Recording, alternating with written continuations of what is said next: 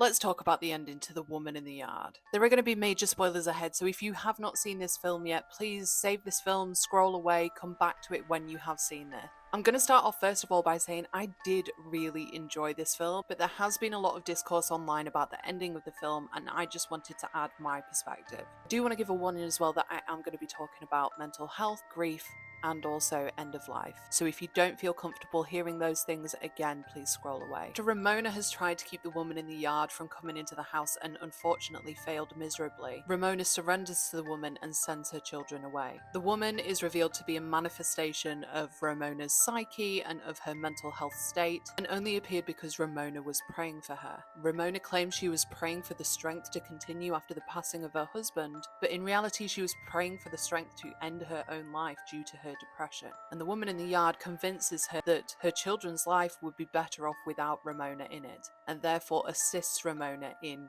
ending her life. But this is where the film has frustrated me upon reflection. Now, I do think the woman in the yard showing Ramona those pictures is actually a refreshing and realistic view of what it is like to have suicidal ideation. As part of my job, I deal with suicidal people on a weekly basis, and I myself have experienced suicidal thoughts numerous times throughout my life.